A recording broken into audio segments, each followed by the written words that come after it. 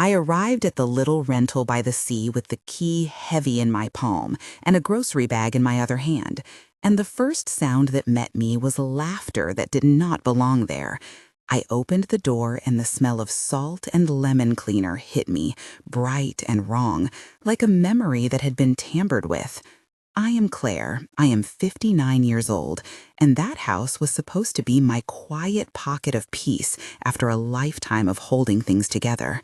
I found my son-in-law in my bed with another woman, their clothes half on the floor, a blanket that had belonged to my mother tangled around them, and the shock was a cold thing that pooled in my stomach. I took one breath and promised myself I would not tell my daughter first. I could have shouted, I could have burst into the room and ruined everything at once. But instead, I took a picture, steadied my hands, and made one phone call that set a chain in motion. If this opening grabbed you, subscribe and tell me where you are watching from, because I need you to understand how this unremarkable rental became the center of an investigation that changed our family forever.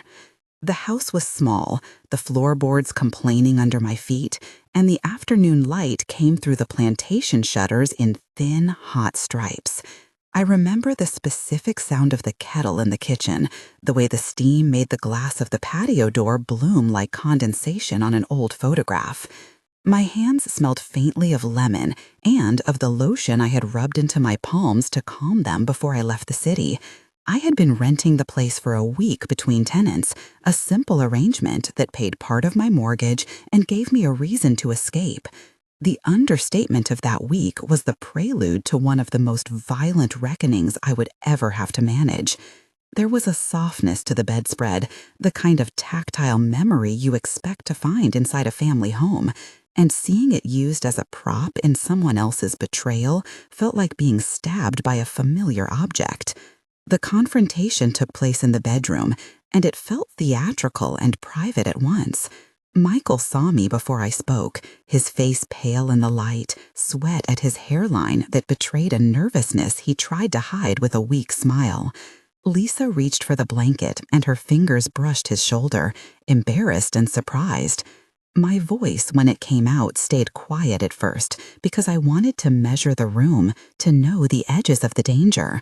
I said his name, Katie's husband, and he tried to fold the moment into an apology that would sound like confusion. He said, "I did not expect you to be back, Claire." And I said, "Your key is on the hook in the hall. Do you remember how many times you taught me to lock doors?" He stood, hands in the air as if that could empty the accusation. Lisa said, "I am so sorry. I did not know," and the word known landed like a stone. I asked Katie's husband why, and he stammered, "Because she called, because we had been talking, because it meant nothing." I laughed then, a short, incredulous sound, and asked, "Meant nothing for whom?" He said it was a mistake, an isolated mistake, and I said, "Mistakes do not happen on your mother-in-law's bed in broad daylight when your wife believes you are at the market." He reached toward me, palms open, and I stepped back, feeling the grain of the hallway under my feet. I raised the phone as if to call Katie, and Michael said, "No, please do not," and his voice closed like a trap. Lisa backed away, still holding the blanket, and muttered, "I did not know he was married," as if ignorance were a cloak. I asked her then, "Who are you?" And she answered, "Lisa, I work at the clinic. Katie has mentioned you."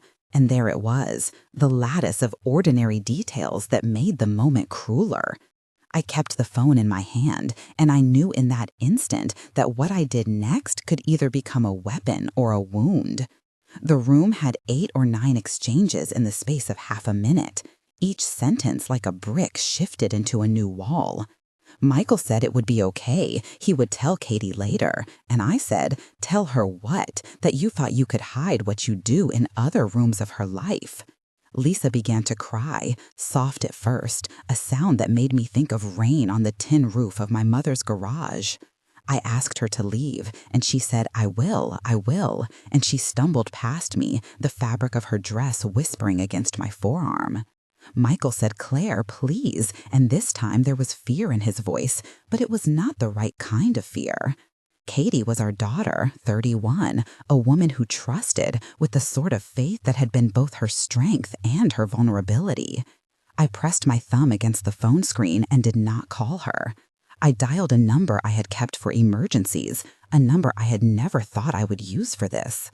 I made the call in the hallway, and my voice was steady.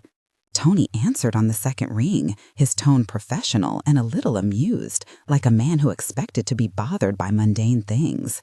I said, "Tony, it is Claire." And he said, "Claire, you sound odd. Are you all right?" I said, "I need your help." And then I told him where I was and what I had found. And he asked, "Are you sure?" And I said, "Yes, I am sure, and I am not calling my daughter." He said, "Stay where you are. Do not confront them. Do not take any action that could ruin evidence." He would be there in 20 minutes. Tony had been a detective for 20 years, a stocky man with steel-framed glasses who had a habit of tapping his pen when he listened. He had been an old friend of my late husband's colleague, Frank, and because of that history, he had kept in touch with our family in a way that allowed me to call him without embarrassment. While I waited, the house felt like a stage where every object could be reinterpreted. I could hear the sizzle of a pan from a neighboring unit, the distant thump of music, and my breathing in the narrow hallway sounded too loud. My decision not to call my daughter right away would be the pivot of everything that followed. In the quiet before Tony arrived, I did the small, methodical things that felt like armor. I walked the house with the slow patience of a woman who was making an inventory of her life, collecting the ordinary items that might prove useful as evidence and as story later. I took photographs, not the accusatory wide-angle pictures, but close-ups of pockets, receipts, a lipstick stain on a napkin folded in a drawer. I touched the fabric of the quilt that had belonged to my mother and felt the telltale warmth of recent presents. I opened the kitchen drawer and found a coffee cup with lipstick on the rim, a smear that matched the shade Lisa had been wearing. I left notes in the margins of a small legal pad I kept in my purse, writing times and impressions in short, sharp sentences, the way an investigator does when the world has been reduced to facts. It was a peculiar kind of calm, the kind that comes from ordering chaos into evidence. There were names that began to populate the story almost immediately, people who until that hour had been background. Tony, the detective, sharp and direct. Katie, my daughter, trusting and soft-spoken, who loved her garden and worked nights as a nurse. Michael, my son-in-law, practical and handsome, who managed an accounts team at a logistics firm. Lisa, the woman in my bed, a technician at the community health clinic, new in town and familiar in ways that made my skin crawl. There was also Rosa, our neighbor, who had a habit of watering her begonias at odd hours and who witnessed comings and goings. There was Eddie, the landlord, who collected the keys, and Marcia, the woman who ran the local coffee shop and knew every person who sat at the corner table. There was also Daniel, a young lawyer from the municipal office who had once done pro bono work for Frank and whose name I scribbled down because proximity to law meant possibility to act. Each person had a small part to play in the unfolding drama, and I wrote them into my mental ledger with the efficiency of someone mapping a battlefield. That night I did not sleep. I made coffee in the dark and watched the light change color on the deck outside. I thought about Katie and about how to tell her in a way that might preserve something between us. I thought about Michael's hands, the ways he tried to explain, and about the precise expressions of shame and strategy that people show when their public selves are at risk. My mind turned to the practicalities that would cross into legal territories. There were email receipts, bank transfers, the possibility of embezzlement behind the scenes, because Michael had access to accounts through his job, and there had been whispers about unexplained withdrawals applied to his company credit card. Had the affair been coupled with manipulation of money, a double betrayal that would involve both the bed and the books? I felt the old argument between heart and reason won because the stakes were larger than a single moment of humiliation. If there was any hint of financial wrongdoing, Katie's life could be obliterated by a slow siphoning of resources she did not even know had been taken. Around that point, I insert a pause for you, the viewer, because I know this is heavy. If you are watching and you feel anger, confusion, or a kind of protective urge, I want to hear from you. Comment below and start your answer with, "I would do this." Or, if you have lived through something similar, write, "I went through this," and add one small detail. No names. Your words matter, and they help other people see they are not alone. I read every comment, and they shape more of the stories we tell. Now let me take you further into how I converted suspicion and hurt into documentation, and how a plan was made that would expose much more than infidelity. In the days that followed, I built a dossier. I kept meticulous notes, a backstory that had to be both explained and remembered. I was born in a small coastal town, the daughter of a seamstress and a schoolteacher, and I learned early that care can be both sustenance and burden. I moved to the city to study and married Frank, a steady man with a laugh that filled rooms. We had Katie and a life stitched together by small rituals, dinners at 6, Saturdays at the farmer's market. After Frank died suddenly in an accident 6 years earlier, I worked odd jobs to keep the mortgage, sold the house in the suburbs, and bought the little seaside rental as something that could be both solace and income. Those years taught me how to read people, how to notice what they leave behind. I am not an investigator by training, but I have been in custody of other people's secrets for a long time. First as a wife, then as a widow, then as a woman who learned to manage alone. That history mattered when I held a phone and felt the tremor of the choices I was about to make. Michael's backstory was shorter and sharper, and understanding it was necessary to understand his motivations. He grew up in a middle-class family with a father who prized appearances and a mother who kept ledger books like a Bible. Money for him became a measure of worth, and he was talented at numbers and at persuasion. He climbed the ladder quickly at the logistics firm, good at smoothing issues and at forging relationships with vendors. Opportunity and proximity combined in ways that sometimes obscure morality, and Lisa's arrival into his life coincided with a pressure at work, a set of late nights and tempting offers that brought his ethics into question. He was not evil in a cartoonish way, but he had a pattern of rationalizing small transgressions as temporary fixes. That pattern, unchecked, can become a rope that binds someone to ever larger compromises. His charm, the thing that made my daughter trust him, was the same charm he used to explain away his delays and his absences. Evidence began to coalesce like a tide coming home. I found airline receipts with odd layovers, deposits in accounts that did not match payroll, a series of checks paid to a company name I did not recognize, and a text chain that suggested something more than a simple romantic liaison. Tony helped me trace a few transfers to a shadow account used in a vendor portal. We found contracts with inflated invoices, a classic method where money is rerouted through shell companies and small cuts are taken by insiders. There were also the more ordinary pieces of corroboration, the lipstick on a coffee cup, a guest towel that smelled of unfamiliar perfume, and receipts from a beachside diner at times when Michael had said he was working late at the office. I wrote to friends and to people who might provide character references, and to those who could attest to suspicious patterns. Rosa from next door mentioned seeing Michael's car at odd hours. Marcia at the coffee shop recalled a man who matched a contractor's description, making repeated cash deposits. And Eddie, the landlord, said there had been late-night visitors to the rental. Each person added shards to a mosaic. I began to plan in a way I had never expected to plan. The idea was simple and theatrical, the kind of social trap that would give the villain a stage that also served as evidence. I decided to host a small gathering, a dinner that seemed casual but had a purpose. It would be a housewarming for our friend Daniel, who had just moved back into town, an evening that would gather family, neighbors, and a few of the people who had been useful in spotting patterns. The guest list read like a constellation of possible witnesses. Katie would be invited as the daughter, unaware of the plot.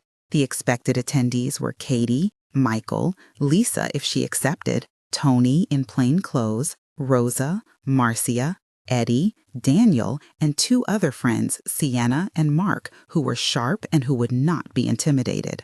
I wrote down the names and their roles in the plan on the same legal pad I used to track receipts. Each person had been briefed in general terms, asked to act natural but to pay attention to movement, to excuses, to the small slips that reveal a larger story. In preparation, I cooked, which was a kind of armor. Dinner preparations allowed me to arrange the room so that certain doors were visible and certain pockets of conversation would be audible. I set the table with the quilt folded on the bench, a deliberate marker that linked the home to the moment of betrayal. I placed recording devices where they would capture conversations without being obvious, and I decided where I would sit so my line of sight included the doorway to the bedroom and the kitchen. I rehearsed small questions I would ask, lines that could feel casual and that could draw out explanations. Tony gave me advice on what to do if anyone tried to leave, and Daniel promised to be near the doorway. There were 8 to 10 arrangement choices to make, and each felt like a chess move. The night of the gathering felt ordinary at first, the kind of low noise that makes you trust the world. The house smelled of garlic and lemon, the candles on the table threw soft shadows, and the sound of silverware on plates filled the room with domestic normalcy. People laughed about small things. Sienna complained about a delayed flight. Mark talked about a new gym he hated. Marcia gossiped about the mayor's latest misstep. Michael seemed slightly distracted, taking calls and stepping outside to speak over and over again. Lisa arrived late, cheeks flushed, carrying a bottle of white wine and a gift wrapped in paper that matched the napkins. I greeted her with the politeness of someone who curated appearances and a thin smile. Conversation flowed, 10 or 12 casual exchanges laced with small reactions, but always underlined by the sense that something would break the polite surface. I probed gently, asking Michael about an invoice he'd been dealing with at work, and he laughed it off with a technicality. I asked Daniel about his move and used the topic to lead him towards vendor names that might ring a bell. Tony's presence, plain but unmistakable, made the room feel safer. I will not hide the fact that there were moments in the dinner where the air felt electric, charged with a prelude to exposure. After dessert, I asked for everyone's attention under the pretext of a small toast to Daniel's return, and then I steered the conversation to business, to the question of financial management, to how families handle money and trust. Michael tensed and made a joke. Lisa smiled too broadly and fumbled a napkin, and Tony excused himself to make a call that would in fact confirm a transfer we had traced to a vendor connected to Michael's department.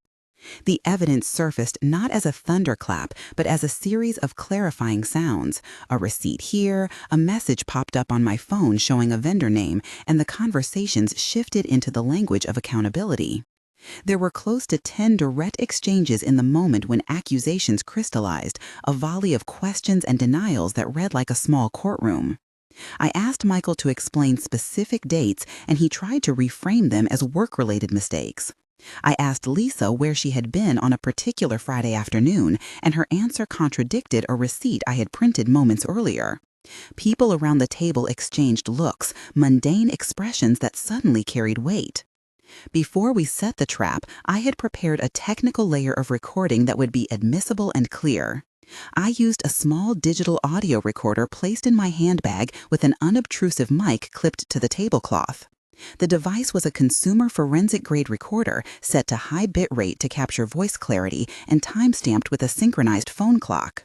I also had Tony record a backup on a secure device that encrypted the file and would permit chain of custody documentation. We created a log with times and who was present, photographed the seating plan, and recorded ambient noise levels to validate the authenticity of the captures. These procedural steps are important because when you are dealing with potential embezzlement and personal betrayal, you need to ensure evidence is not only convincing to the heart, but also admissible in a trial. The recorder captured overlapping conversations, the micropauses, the rustle of napkins, the exact intonation of apologies and evasions. The technical description I gave to the prosecutor later was short and concrete, noting the make and model, the sampling frequency, encryption method, and the process by which the device was sealed for transfer. The turning point came when a text notification lit up my screen in the dimness of the dining room. It was an image of an invoice with a vendor name that we had already linked to the shadow account. The message proved a pattern, and the room folded inward around the truth. I read the text aloud and watched the faces change from casual to sharply alert. Michael stood up abruptly and tried to take the phone, and in that swift movement, Tony rose without dramatics and said, "We need to talk outside," voice low and legal. Michael said, "You cannot do this, Claire," and I said, "It is not me, it is the paper trail." There were back and forths, about 8 or 9 exchanges that escalated from polite disagreement to accusations. Lisa clung to excuses and then to silence. And Katie sat there confused, the color draining from her face as the world she thought she knew was rearranging itself in real time. The arrest the next morning was organized and quiet, the kind of procedure that benefits from planning and restraint. I remember the sound of boots in the hallway as officers in plain clothes moved through the house, the official voice that identified themselves, and the click of cuffs. Michael was taken out with minimal spectacle. He did not fight, but I read in his expression a crumpled shame that had not been visible during the festival of denials. Katie received a phone call from an officer before she made it to town. Rose called to say the officers were waiting at the entrance and to tell her to come straight away. The call was a thin, sharp thing that broke the day open. Katie's reaction was a soft, incomprehensible moan at first, then a series of practical questions. Where did this happen? What did you find? Who told you? I told her the truth the way I had rehearsed it, sparing nothing, but framing everything with the thought that she needed to hear facts, not melodrama. She said, "Why did you not tell me?" And I said, "Because I did not want you to be the one who found this, and because there was more than the bed to contend with." She said, "I need to see him," and I said, "He will see the counsel assigned to him, and I would help in the way I could." The family began to collapse inward, and I felt like a fulcrum on a beam where everyone leaned and shifted. Procedures followed. The police compiled a report with inventory of items seized, statements taken from witnesses, and a request for a forensic audit on the company accounts that Michael had accessed. The audit would later reveal irregular withdrawals and invoices that did not match the work performed. Legal counsel was engaged by Michael and by our side as well. I reached out to Daniel, who connected us to a lawyer named Rachel, who had experience with white-collar fraud, and the prosecutor assigned to the case was Maria, a woman known for clarity and a measured approach. We filed for temporary protective orders around accounts and assets to prevent further dissipation of funds. The forensic report was a clear document, citing bank reconciliations, vendor contracts with inflated billing, and email exchanges that tied Michael to requests for expedited payments. It was technical in a way that required translation to the ordinary mind, but Rachel and Maria made that translation for Katie and for me. The courtroom was a theater of formalities and small mercies. My antagonist's backstory required being told in a different voice, a succinct portrait of a man who had operated in the gray spaces between professional competence and moral opacity. Michael had a veneer of reliability, a track record of meeting deadlines, of charming colleagues during after-hours social events, and of presenting polished reports. Yet that veneer hid a pattern of rationalization and entitlement. Over time, he had begun to take what he believed he deserved for the effort he claimed he had made. The prosecutor described a series of manipulations that fit a classic embezzlement scheme, and the defense tried to construe the transfers as bookkeeping errors and human mistakes. The jury was presented with ledgers and emails, with the audio devices that had recorded the dinner, and with witness statements from Rosa, Marcia, Eddie, Sienna, Mark, and Daniel. Character witnesses spoke of Michael's helpfulness and generosity, and other witnesses described odd behaviors, like secretive late-night calls and an unusually close relationship with certain vendors. The trial had 3 major moments of tension where the room held its breath. One was when the audio of Michael speaking about a payment plan played, his voice small and evasive, and the jury heard him reason in ways that did not match his public denials. Another was when Lisa took the stand and, in a measured and tearful account, explained the timeline of the affair and the payments. And the third was when an auditor walked through the ledger showing how money had moved in ways that could not be explained by routine business. Each of those moments stretched for 2 to 3 paragraphs and contained the kind of detail that makes a legal drama feel human rather than abstract. When the audio played, the palpable quiet in the courtroom was the sound of reality being translated into evidence. Tony's notes were entered into evidence, and the prosecutor cross-referenced bank statements with summer dates that matched trips and gifts that Michael could not account for. Lisa's testimony was complicated by the fact that she was both a participant and a witness, and her credibility was tested by the defense, who argued that she had motive to embellish. Yet the consistency of multiple sources, the pattern of receipts, and Michael's own messages to vendors left little room for doubt in the end. The sentence was not just about punishment, it was about restitution and about the slow act of rebuilding trust.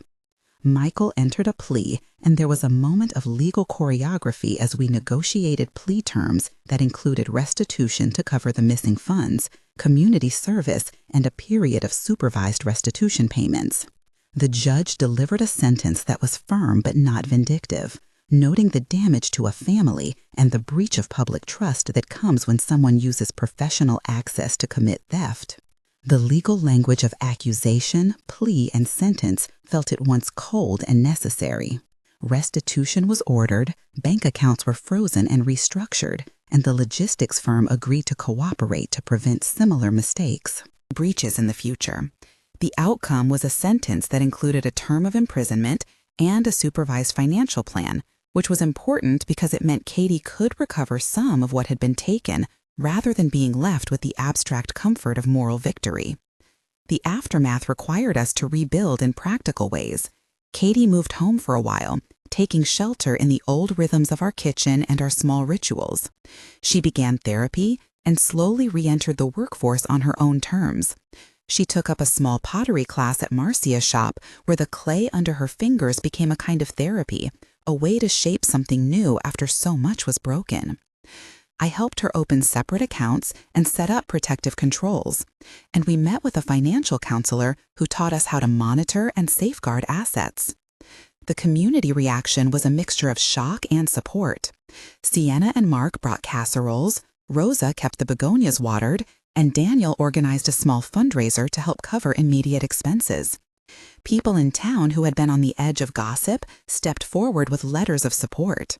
The public shame was mitigated by acts of kindness that were quieter and more enduring. There were moments of tension that I will not forget. 3 of them expanded because they were the peaks where the story could have gone in darker directions. One was the instant at the dinner when the text lit up and Michael moved toward the phone, that small sprint that could have led to destruction of evidence and which was stopped by the calm hand of a friend. Another was the night before the trial, when an anonymous envelope arrived with a threat to expose private details if certain conditions were not met. And in those hours we sat in the living room with the blinds drawn, reading the letter and deciding not to be intimidated. A third was the moment when the forensic auditor testified and a ledger page was projected on the screen, a long line of numbers that exposed the methodical nature of the theft, and the room held a collective shudder as the scale of the manipulation became clear. Each of these moments was a crucible that tested our resolve, and each time we chose procedure, calm, and documentation over hysteria. Technically, the collection of evidence followed a chain of custody protocol we had to respect. Devices were logged, sealed, and transported with documented timestamps. Bank records were obtained through subpoenas, and the forensic accountant provided reconciliations showing discrepancies. Digital communications were preserved with metadata intact and cross-referenced with physical receipts. These steps made the difference in court when precision and authenticity were required. The prosecutor, Maria, explained these elements in plain language so the jury could follow the trail from invoice to bank transfer without getting lost in jargon. In the months after the verdict, the epilogue of our lives unfolded in measured acts of recovery. 1 month later, Katie had moved back into her apartment, painting the spare room a soft seafoam green that made the light look kinder. She had started seeing a therapist twice a week and had returned to her night shifts at the hospital with a renewed sense of boundary setting. We restructured her finances, and the first restitution payment arrived, a symbolic but important step that translated court words into concrete help. She began attending pottery classes more regularly and sold a small bowl at a community fair, a first fragile sale that made her smile in a way I had not seen in months. The house by the sea was sold quietly, the proceeds divided and used to pay down debt and to fund Katie's therapy. There was an unsettled feeling that ebbed slowly as practical steps were taken. 3 months on, the town had begun to whisper a different story. People who had once exchanged wary glances now greeted Katie with a nod and an offer of a coffee. The prosecutors continued to work on related probes that the audit had revealed, and the logistics firm implemented new checks on vendor payments. Michael's restitution plan showed up in small monthly transfers, and while the totals were incomplete, the contribution was symbolic of an accountability that had been mandated. Katie enrolled in a class on financial literacy offered by a community college and began teaching others about signs of manipulation in relationships and in accounts. She partnered with Marcia to lead a small workshop on how to spot embezzlement in small businesses, turning pain into pedagogy. There were small public acts of redemption unfolding in community rooms and civic centers. 6 months later, our family had been remade but not returned to its previous shape. Michael was serving a sentence with terms that included community restitution and financial oversight. He had begun a program for accountability in the institution, writing letters and attending group therapy, a process that aimed to turn admission into change. Katie had published a short essay online about the intersection of trust and finance in intimate partnerships, and it was shared across forums by women who thanked her for the practical guidance. I had started a support group in the town library, a monthly meeting that combined legal know-how and emotional support for those who had suffered manipulations in relationships. We had collected enough to fund a small scholarship for local women to take financial education courses, a measure of restitution in community form. The legal outcomes were concrete, but the deeper work was in the rebuilding of dignity, trust, and a daily life that allowed for laughter once more. In the end, the case taught us about the ways truth emerges when ordinary people take careful steps to document and act. We learned that betrayal is often entangled with practical deceptions and that separating the emotional from the evidencary is essential for justice. We learned to ask questions, to listen for small inconsistencies, and to protect the vulnerable by building networks of support. If this story moved you, subscribe to follow more narratives where justice, courage, and recovery intersect. Here, we aim to tell the whole picture, the human details and the procedural parts, so that others can see paths through their own confusion. If you have a similar experience, write, "I went through this," and add one small detail, no names, below. Your story could help guide someone else. There is one last thing I want to say before I stop. For months after the trial, I would wake at dawn and walk along the shore, feeling the grit under my shoes and listening to the tide. Some mornings, the sea looked like silver, and other mornings, it was a hard gunmetal color. But always, it reminded me that things move beyond breaking, and that shores are remade by the same forces that erode them. We lost safety, but we reclaimed a life that was ours to rebuild.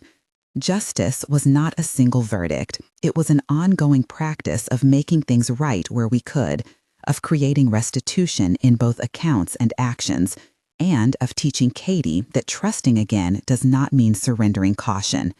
What started as a personal crisis ended with a new purpose, and with the knowledge that sometimes protecting those you love requires careful courage and the willingness to speak in facts as well as feelings.